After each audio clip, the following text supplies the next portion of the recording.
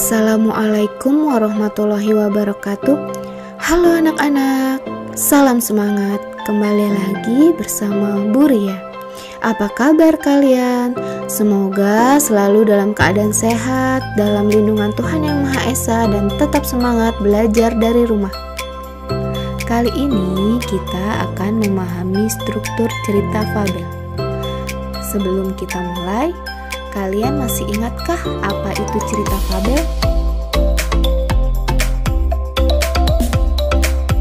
Ya, fabel merupakan cerita yang menggambarkan watak dan budi manusia yang pelakunya diperankan oleh binatang. Fabel berisi pendidikan moral dan budi pekerti. Sudah ingat kan? Penjelasan lebih lengkap ada di video sebelumnya. Selanjutnya, kalian perlu memahami struktur cerita fabel agar memudahkan dalam mengidentifikasi isi cerita fabel.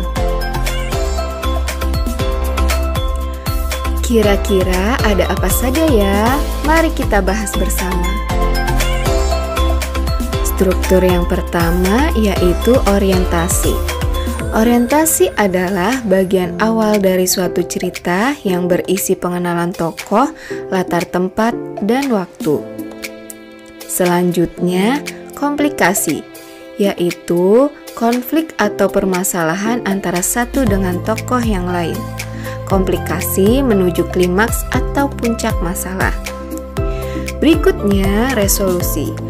Resolusi merupakan bagian yang berisi pemecahan masalah. Akhir yaitu koda. Koda merupakan bagian akhir fabel yang berisi perubahan yang terjadi pada tokoh dan pelajaran yang dapat dipetik dari cerita tersebut. Bagian ini boleh ada, boleh tidak. Perhatikan contoh dan pengidentifikasian struktur fabel berikut. Simak cerita fabel yang berjudul Gajah yang Baik Hati dengan Sungguh-sungguh. Gajah yang baik hati. Siang hari itu, suasana di hutan sangat terik. Tempat tinggal si kancil, gajah, dan lainnya seakan terbakar. Kancil kehausan. Dia berjalan mencari air. Paragraf pertama ini dinamakan bagian orientasi dikarenakan terdapat pengenalan latar. Di antaranya latar tempat, yaitu di hutan. Ada juga latar waktu, yaitu siang hari. Dan latar suasana, yaitu udaranya sangat terik atau panas. Dan tokohnya di antaranya ada kancil, gajah, dan lainnya. Selanjutnya, pahami paragraf komplikasi berikut. Di tengah perjalanan, dia melihat kolam dengan air yang sangat jernih. Tanpa pikir panjang, dia langsung terjun ke dalam kolam. Tindakan kancil sangat ceroboh. Dia tidak berpikir bagaimana cara ia naik ke atas. Beberapa kali kancil mencoba untuk memanjat, tetapi ia tidak bisa sampai ke atas. Si kancil tidak bisa berbuat apa-apa. Ia hanya berteriak meminta tolong. Teriakan si kancil ternyata terdengar oleh si gajah yang kebetulan melewati tempat itu. "Hai, siapa yang ada di kolam itu?" tanya gajah. "Aku, si kancil, sahabatmu."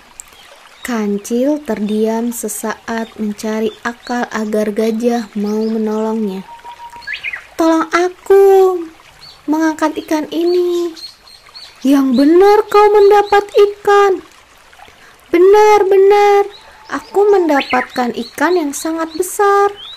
Gajah berpikir sejenak. Bisa saja ia turun ke bawah dengan mudah, tetapi bagaimana jika naiknya nanti? "Kau mau memanfaatkanku ya, Cil? Kau akan menipuku untuk kepentingan dan keselamatanmu sendiri?" tanya si gajah. Kancil hanya terdiam.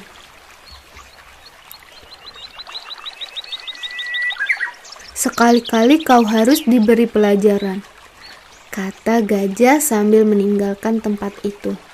Gajah tidak mendengarkan teriakan kancil. Kancil mulai putus asa. Semakin lama berada di tempat itu, Kancil mulai merasa kedinginan. Hingga menjelang sore tidak ada seekor binatang yang mendengar teriakannya. Aduh, gawat! Aku benar-benar akan kaku di tempat ini. Dia berpikir apa ini karma karena dia sering menjahili teman-temannya. Ya, dikatakan bagian komplikasi dikarenakan terdapat sebab akibat konflik atau permasalahan antara tokoh Kancil dan gajah.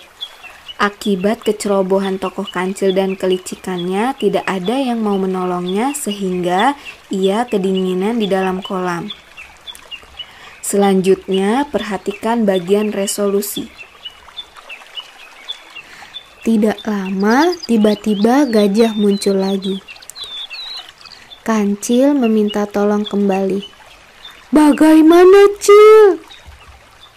Tanya gajah.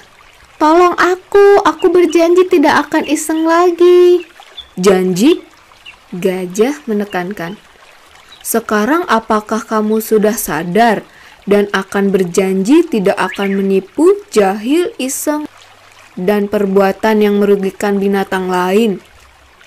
Benar, Pak Gajah. Saya benar-benar berjanji. Gajah menjulurkan belalainya yang panjang untuk menangkap Kancil dan mengangkatnya ke atas.